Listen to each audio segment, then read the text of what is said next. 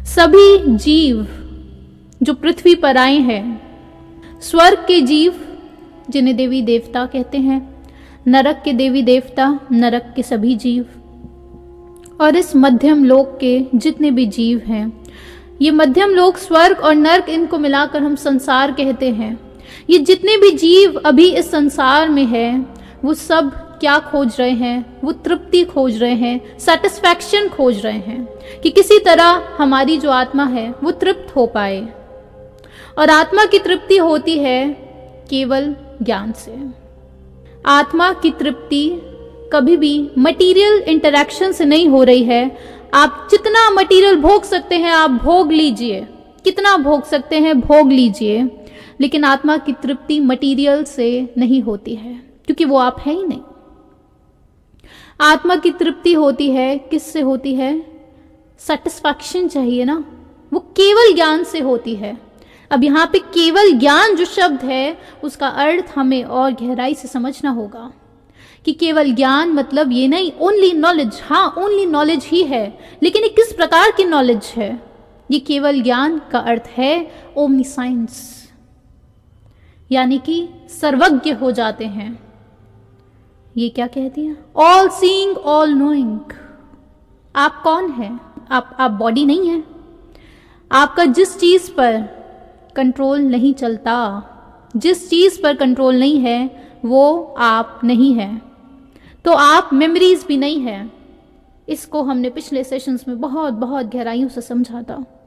आप मेमोरीज नहीं है, आप बॉडी नहीं है, तो आप है कौन?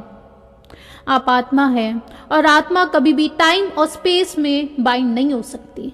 अगर आत्मा टाइम और स्पेस में बाइंड नहीं हो रही है, इसका मतलब आत्मा हर जगह मौजूद हो जाएगी। अभी आपका अटेंशन इधर ट्रैप्ड है अपनी ह्यूमन बॉडी में, आपका अटेंशन अभी ह्यूमन बॉडी में ट्रैप्ड है, इसलिए आप अभी नहीं जानते हैं कि आपके 20 किलोमीटर दूरी पर क्या चल रहा है, आपके पिछले जन्म में क्या हुआ था आप नहीं जानते। आप 80 साल पहले कहाँ थे?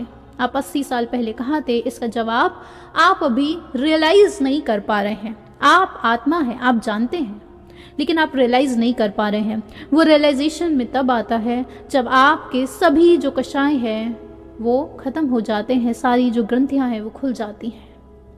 तो केवल ज्ञान से ही तृप्ति होती है। मटीरियल इंटरैक्शन से कभी भी तृप्ति नहीं होती है, क्योंकि आप जीव हैं और बाकी उसके अलावा सब कुछ अजीव है। अजीव का अर्थ ये होता है जैसे जीव अनंत काल से मौजूद है, अजीव मटीरियल वो भी अनंत काल से मौजूद है, दोनों अनंत काल से मौजूद है। लेकिन जीव मतलब आत्मा, वो कभी भी परिवर्तित नहीं होती है, उसमें चेंज नहीं आता। लेकिन जो अजीव है वो हर पल चेंज होता जा रहा है। आपकी ह्यूमन बॉडी भी हर समय बदल रही है, वो भी अजीब ही है। कितना बदलाव आता है, कितना भाव वासन हो पाता है कि हमें मटेरियल से कभी भी तृप्ति नहीं मिलने वाली है। ये कहानी हमें याद आती है कि चक्रवर्ती हुए हैं। वो जो चक्रवर्ती हैं उनकी बहुत बड़ी सेना होती है, बहुत बड़ी सेना, बहुत रानियां होती हैं, बहुत घोड़े होते हैं, बहुत हाथी होते हैं उनके पास। एक ऐसे चक्रवर्ती हुए सनत कुमार। चक्रवर्ती सनत कुमार कहते हैं कि वो बहुत बहुत सुंदर हुआ करते थे। उनका नाम शायद कामदेव की जो लिस्ट होती है, यानी कि जो सबसे सुंदर है तीनों लोकों में, उसमें भी आता है। तो अब चक्रवर्ती सनत कुमार जो है वो तीनों लोकों में ये बात फैल चुकी है कि चक्रवर्ती सनत कुमार की सुंदरता देखने लायक है, कि देवताओं में बात फैल चुकी है कि चक्रवर्ती की सुंदरता देखने जाते हैं। और वहाँ पे दो देव कहते हैं हम भी देख कर आते हैं, ये कौन आए हैं, ऐसे कौन है। तो वो पृथ्वी लोक पर आ जाते हैं, यहाँ मध्यम लोक पर आते हैं। तो उनके लिए वहाँ पे उनके महल में दोनों देव जाते हैं और बोलते हैं कि बुलाइए चक्रवर्ती को, कहे कि देव आए हैं, इस स्वर्ग से आए हैं और उनकी सुंदरता हम भी देखना चाहते हैं, बहुत सुना है। जो चक्रवर्ती थे वो उस समय अपने कक्ष में तैयार हो रहे थे, नहा रहे थे, सेंट्स लगा रहे थे, परफ्यूम्स लगा रहे थे और बहुत सुंदर कपड़े पहनने का सोचा था। उनके मन में थोड़ा मान भी आया था कि मैं इतना सुंदर इंसान हूँ, मेरा शरीर कितना सुंदर है कि देवता नीचे उतर आए हैं मेरी सुंदरता को देखने के लिए, इन्हें 2 घंटा वेट कराना चाहिए ज़रूर। वो देवताओं को कहा जाता है कि आप यहीं पर इंतज़ार कीजिए, चक्रवर्ती तैयार होकर खूब सुंदर बन के आपके सामने आएंगे। चक्रवर्ती पूरे तैयार हो जाते हैं, जो सबसे सुंदर उनके पास वस्त्र होते हैं वो वस्त्र वो पहन लेते हैं। 2 घंटा वो नहाते हैं, ये करते हैं वो करते हैं, सब कुछ करके वो तैयार होकर 2 घंटे बाद देवताओं के सामने आते हैं। थोड़ा मान भी था, इंतज़ार भी कराना चाहते थे, करवा दिया इंतज़ार। फिर वो आए और उन्होंने कहा कि अब आप हमें देखें। देवताओं ने उसके बाद चक्रवर्ती को कुछ ऐसे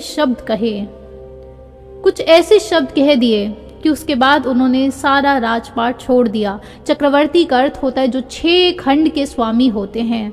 ये 6 खंड क्या होते हैं? अभी जिसे हम अर्थ बोलते हैं, नासा की जो अर्थ है, शास्त्रों के हिसाब से वो 1 खंड है, सिर्फ 1 आर्य खंड है। और ऐसी 6 अर्थ समझ लीजिए, यानी कि 6 पृथ्वी, 6 खंड के स्वामी। और देवताओं ने ऐसा क्या कह दिया? ये कौन सा वाक्य था कि वो 6 खंड के स्वामी वो सब कुछ छोड़ देंगे आज। देवताओं ने उन्हें कहा, चक्रवर्ती सनत कुमार को, कि आप सुंदर तो बहुत लगते हैं अभी, लेकिन 2 घंटा पहले हमने जब आपको देखा था, जब आपके शरीर पर थोड़ी धूल लगी हुई थी, तब आप ज्यादा सुंदर लगते थे। बात समझ नहीं आई उन्हें कहा तब ज्यादा सुंदर लगते थे। देवताओं ने कहा हाँ, तब आप ज्यादा सुंदर लगते थे, क्योंकि ये जो शरीर है इसी की तो सुंदरता देखने आए थे हम। 2 घंटा पहले ये जो अजीब है, ये जो शरीर है, ये ज्यादा सुंदर था।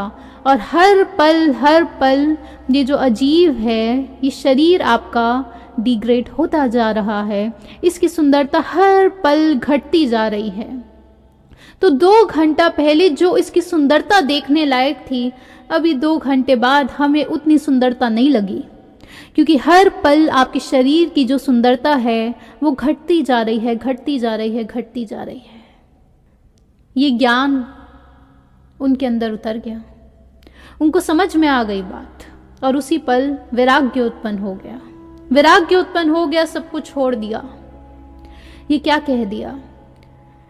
कितना मटीरियल भोग लोगे, कितना भोग लोगे, चक्रवर्ती बन जाओगे, कितना भोग लोगे। हर बार इस कहानी को याद कर लेना कि जिस शरीर पे आप इतने समय लगा रहे हैं, जिस चमड़ी को रगड़ने में इतना समय लगा रहे हैं, कि इस शरीर पे तो ऐसा भोजन डाल देंगे एक्सट्रीमली हेल्दी, आज इंसान इसी में इतना समय लगा देता है, ये हर समय डिग्रेड ही हो रहा है, क्योंकि ये अजीब है। ये सूत्र अपनी जिंदगी में उतारना है। इस भेद विज्ञान से ही केवल ज्ञान होगा, यानी कि ओमनीसाइंस। तो अब 8 कर्म जो हमने समझे थे में से जो 4 घातीय कर्म है, जब उनका क्षय हो जाता है तो केवल ज्ञान होता है। वो जो 4 कर्म है उनका जो किंग होता है, यानी कि किंग ऑफ ऑल कर्म, वो है मोहनीय कर्म। तो हमने समझा था कि मोहनीय कर्म जो है, अगर उसका क्षय कर दिया तो कुछ समय बाद जो बाकी 3 कर्म है, ज्ञानावर्णीय कर्म, दर्शनावर्णीय कर्म और अंतराय कर्म, ये भी क्षय हो जाते हैं, यानी कि शेड हो जाते हैं। यहाँ पे जो कर्म हम समझ रहे हैं वो एज कार्मिक पार्टिकल्स हैं, पुद्गल हैं। मोहनीय कर्म जो है उसका अर्थ क्या होता है कि मोह उत्पन्न करता है वो जीवन में। उस मोहनीय कर्म की वजह से बाकी जो 3 कर्म है वो एराइज होते हैं। क्या होता क्या है मोह? आप ऐसे समझिए कि आप जीवन में जो भी एक्टिविटीज कर रहे हैं उसके पीछे मोह एक कारण होता है। अगर आपको उन एक्टिविटीज का अर्थ नहीं पता, उसका मीनिंग नहीं पता, और अगर कोई ऐसी एक्टिविटी कर रहे हैं जो आपको मोक्ष के करीब नहीं लेकर जा रही है, तो उसके पीछे कारण मोह होता है। ये मोहनीय कर्म किस प्रकार का होता है? यानी कि ऐसा कर्म है कि सब कुछ डिल्यूट कर देता है। उसका उदाहरण, ये ऐसा उदाहरण है कि आप भी कहेंगे कि ये बात समझ नहीं आती है, होता कैसे है। रेप जब कोई इंसान करता है, जरा उसके दिमाग में आप अभी के अभी एंटर करने का प्रयास कीजिए। कि कैसी दशा होती है। एक इंसान जो है, ऐसी कौन सी वासना उसमें जग जाती है। आप सोचिए जरा, इमेजिन कीजिए कि अब वो पूरी प्लानिंग करता है कि एक लड़की है, एक फीमेल है, उसके पीछे मैं 1 घंटे तक दौड़ूंगा, फिर उसे एक आइसोलेटेड प्लेस में लेके जाऊंगा, उसके बाद फिर काम वासना से निपटारा होगा, उसके बाद फिर मैं उसे जलाकर फेंक भी दूंगा। और उसके बाद वो जानता है कि कितना ज़्यादा पीयर प्रेशर अब उसे झेलना पड़ेगा। सोसाइटी देखिए कैसे कैसे चीज़ों से बचाती भी है। अब उसके जितने भी दोस्त हैं, जितने भी रिलेटिव्स हैं, उसके खुद के परिवार, उसके बच्चे, उसकी पत्नी, सब उससे दूर चले जाएंगे इसके बाद। अब ये जो काम वो करेगा, ये रेप, उसके बाद उससे हर कोई इंसान दूर चला जाएगा। उसके दिमाग में ऐसा घुसता क्या है कि वो जाकर ये कांड करता है। ये मोहनीय कर्म होता है। जैसे ये रेपिस्ट के दिमाग में, आपकी समझ नहीं आ रही ना बात, ये कर क्यों रहा है इंसान। ऐसे कैसे हो सकता है कि किसी को चलो 1 मिनट के लिए समझ नहीं आया, 2 मिनट, 1 घंटा, ये कैसे हो पा रहा है। इतनी देर कोई इंसान पागलपन में कैसे जी पा रहा है। और वो जानता है कि उसका पूरा जीवन इसके बाद ध्वस्त हो जाएगा, पूरा जीवन ध्वस्त हो जाएगा, लेकिन फिर भी वो इंसान वो कार्य करता है। और जब वो कार्य हो जाता है, वो जानता है कि अब तो मैं गया, अब तो मैंने ऐसा काम कर दिया है, अब कुछ नहीं हो सकता। और उसके बाद फिर एक और, उसी गलती को ढकने के लिए एक और कर्म करता है वो। फिर उस लड़की को मार देता है, जो भी करते हैं, बर्न कर देते हैं। ये मोहनीय कर्म कराता है। ये हकीकत में मोहनीय कर्म की स्थिति है। ये मोहनीय कर्म की स्थिति होती है कि जब मोहनीय कर्म उदय में आता है तो ऐसे ऐसे एक्टिविटीज इंसान से करवाने का पोटेंशियल होता है मोहनीय कर्म में। लेकिन हमेशा, अब यहाँ पे याद रखिएगा, पुरुषार्थ कौन कर सकता है? इंसान करते हैं पुरुषार्थ बुद्धि इस्तेमाल करना, ये इंसानों की एबिलिटी होती है, मनुष्य की एबिलिटी होती है। मनुष्य उस समय वो कर सकता है, लेकिन वो नहीं कर रहा। कर्म के उदय के समय में क्या करना है आप जानते हैं, हमने बताया है, हम दोबारा बताएंगे कि कर्म तो उदय में आ गए, लेकिन मोहनीय कर्म किस प्रकार से आपको डिल्यूट कर देते हैं, आपके पूरे जीवन में एक ज्ञान नहीं आने देते। वो आप ऐसे समझिए कि कोई शराबी इंसान होता है, वो शराबी इंसान को अब कुछ समझ नहीं आता, शराब पीकर बैठ चुका है। वो जो शराब पीकर बैठा है, अब उसके दर्शन यानी कि पर्सपेक्टिव्स, उसके दर्शन पर भी आवरण चढ़ चुका है, यानी कि पर्सपेक्टिव्स जो है वो कवर हो चुके हैं। आवरण का अर्थ होता है कवर हो चुके हैं। किस चीज से? दर्शनावर्णीय कार्मिक पार्टिकल्स से। तो पर्सपेक्टिव्स उसके वाइड नहीं हो पा रहे हैं, उसकी नॉलेज जो है वो वाइड नहीं हो पा रही है। क्यों नहीं हो पा रही? मोहनीय कर्म कि जैसे एक शराबी इंसान है, कुछ समझ नहीं आ रहा, ये मोह भी शराब के बराबर ही है। ये मोह यही शराब ही होती है कि वो कुछ समझ नहीं आने देगी जब तक इस मोहनीय कर्म के उदय में चल रहा है। लेकिन मनुष्य जो है वो पुरुषार्थ करते हैं और इस मोहनीय कर्म को हम मंद कर सकते हैं, यानी कि वीकेंड कर सकते हैं। आप जो भी कार्य कर रहे हैं, जरा उन कार्य को आपको देखना होगा। आप नहीं जानते कि मोह की वजह से आप अपने जीवन में कितना समय आप बर्बाद कर रहे हैं। क्यों आपको जीवन में ऐसा कुछ हो रहा है कि आपको रियल पर्पस ऑफ लाइफ समझ नहीं आ रहा, वो अभी आपको और समझ में आएगा। मोहनीय कर्म जो है, अब उसको शेड कैसे किया जाए? हमारे जीवन में ज्ञान नहीं आ रहा, हमें इतनी कन्फ्यूजन्स है, तो मोहनीय कर्म का जोर है, इसे कैसे शेड किया जाए? आपके जितने भी अटैचमेंट्स है, अब यहाँ से और ध्यानपूर्वक सुनना है। आपके जो अटैचमेंट्स है अपनी बॉडी से, आपके जो अटैचमेंट्स है सोसाइटी से, आपके जो अटैचमेंट्स है अपनी पूरी की पूरी पर्सनालिटी से, वो अटैचमेंट्स कारण होते हैं मोहनीय कर्म का। इन अटैचमेंट्स को कट करना होता है। ये अटैचमेंट्स कैसे कट किए जाएं? ये अराइज कब होते हैं अटैचमेंट्स? जब हम कषायों में बंधते हैं। आप जीवन में जब भी क्रोध कर रहे हैं, आप जीवन में जब भी अभिमान में जी रहे हैं, आपने जब भी लोभ किया है और जब भी माया की तरफ आप गए हैं, उसका कारण था ये अटैचमेंट्स, उसका कारण था मोह। मोह की वजह से ही आप क्रोध करते हैं। आप मुझे एक ऐसा इंस्टेंस बता दीजिए कि हमें कोई मोह नहीं था, कोई मोह नहीं था, लेकिन मैंने क्रोध कर दिया। आपको अपने बच्चे से मोह नहीं था, फिर भी क्रोध कर दिया। ऐसा कभी किया है आपने? आपने टिंकू पिंकू के जाके बच्चों को जाकर क्यों नहीं क्रोध करा उन पर? टिंकू पिंकू है ना, क्यों नहीं करा आपने क्रोध? अपने बच्चों पर आप क्रोध करते हैं क्योंकि आपको अपने बच्चों से मोह है। प्रेम अलग होता है, मोह अलग होता है। कोई आज आपकी इंसल्ट कर देता है, कोई आपकी चीज़ों को कुछ कह देता है, आप कितना दुखी हो जाते हैं, कितना दुखी हो जाते हैं, क्योंकि आपने एक पर्दा चढ़ा रखा है। आपको अटैचमेंट है अपनी पर्सनालिटी का। जब शरीर छूटेगा, ये पर्सनालिटी भी यहीं की यहीं पर आप ड्रॉप करके जाने वाले हैं। यही तो नाम कर्म होता है। ये पूरी पर्सनालिटी जो आपकी बन रखी है कि मैं तो ऐसा हूँ, मेरे को ये हीरो पसंद है, मुझे ये खाने में पसंद है। लोग तो ये तक कहते हैं हम चाय गरम पीते हैं, ठंडी नहीं पीते हैं। चलो कोई बात नहीं, और अगर ठंडी चाय दोबारा गर्म कर दी जाए तो फिर वो नहीं पीते हैं, ये हमारी स्पेशलिटी है। ये क्या बोल रहे हैं? हमने कहा इससे सरल तो यही था, हम देसी नहीं पीते, अंग्रेजी पीते हैं, वहां तक समझ में आ गया था। आप अपनी चाय का मत बताएं।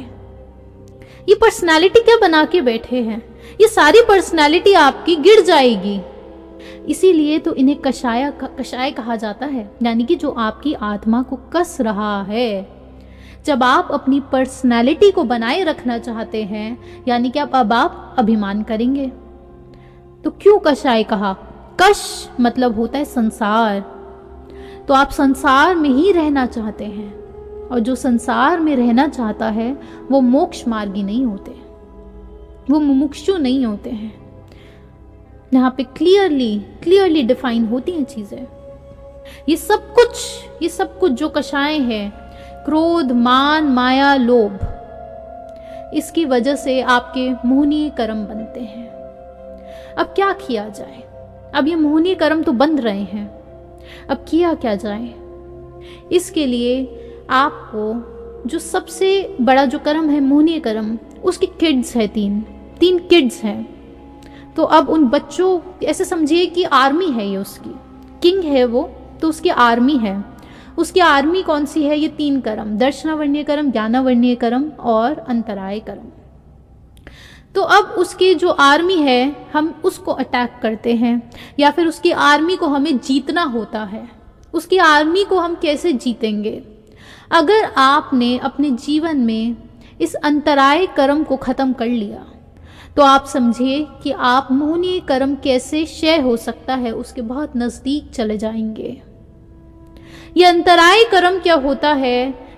इस अंतराय कर्म की वजह से ही आप हर बार, जैसे कि ये शब्द है, आप हर बार जो डेप्थ्स में नॉलेज होती है, या फिर जो ज्ञान प्रकट ही होने वाला होता है, या फिर आप मोक्ष के और करीब जा सकते हैं, आपकी कंफ्यूजन्स बस क्लियर ही होने वाली होती हैं, आप उन स्टेट्स को अचीव करने वाले होते हैं। लेकिन हर बार एक अंतर आ जाता है।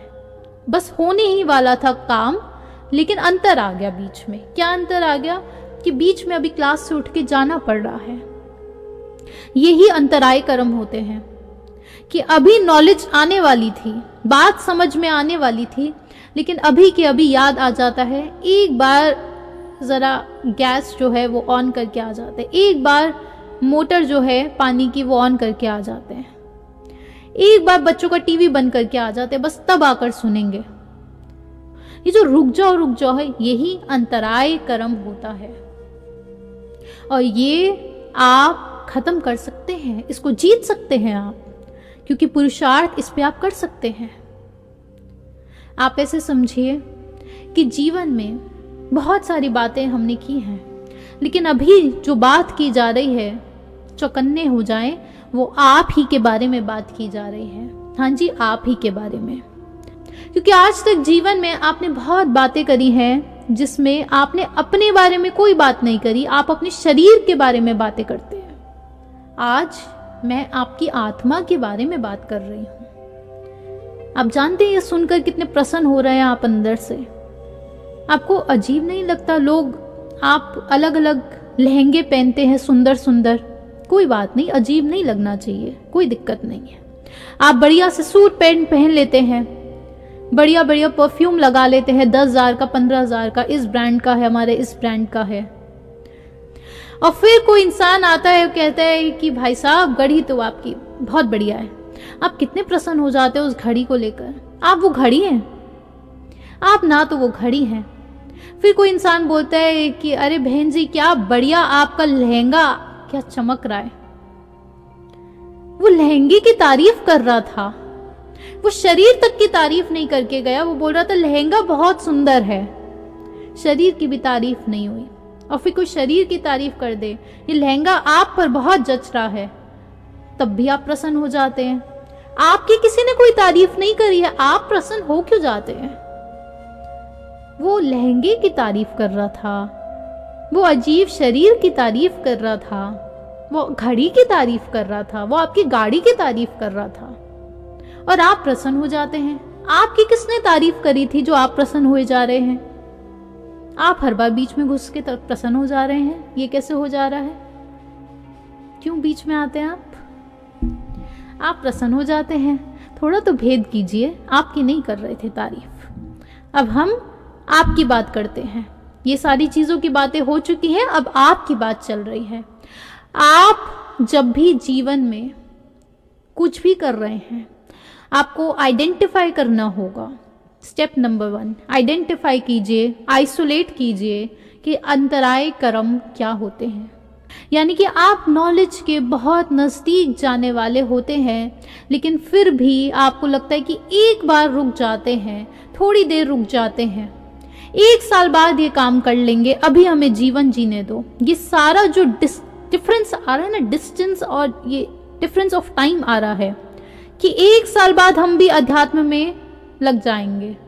बस एक बार रुक जाओ। हम एक काम करेंगे, हम भी सोचेंगे कि पृथ्वी पर क्या करने आए थे, इस प्रश्न का जवाब हम भी खोजेंगे, लेकिन 10 दिन बाद खोजेंगे। ये 10 दिन का जो डिफरेंस आया है, ये सारा कुछ ये अंतराय कर्म है। यानी कि ये आपकी मुक्ति में भी अब डिफरेंस क्रिएट करेगा।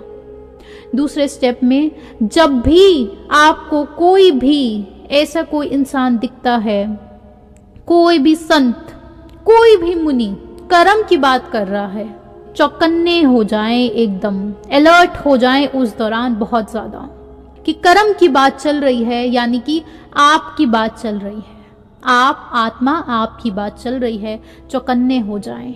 तो ये जो मोहनीय कर्म है, ये जो किंग है, अब वहां तक बात आएगी कि आपकी जो आर्मी है वो ध्वस्त होती जा रही है। वो आर्मी का एक जो सबसे बड़ा सैनिक है वो ध्वस्त हो रहा है, उसे जीत लिया गया है। तब जाकर किंग पर कुछ असर पड़ेगा, किंग मंद होता हुआ दिखाई देगा।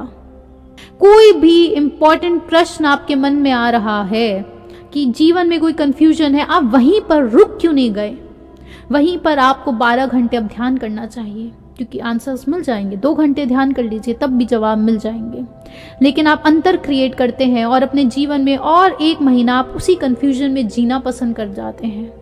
अब जिस समय आप कंफ्यूजन्स में है, उस समय पे आप और मोहनीय कर्म अट्रैक्ट कर रहे हैं, और मोहनीय कर्म अट्रैक्ट कर रहे हैं। मान लीजिए आपने जो विचार करा और वो चीज़ रॉन्ग हुई, तो आप बहुत ज़्यादा समय उस विचारधारा के साथ नहीं जी सकते हैं, और फिर आप और विचार करते जाएंगे। क्यों? क्योंकि रॉन्ग विचारधारा पर थोड़ा समय जीवन का लगाया, आप ज़्यादा समय नहीं जी पाएंगे, और फिर कुछ समय आप और आगे बढ़ेंगे, आप दोबारा राइट पाथ पर ही पहुंचेंगे।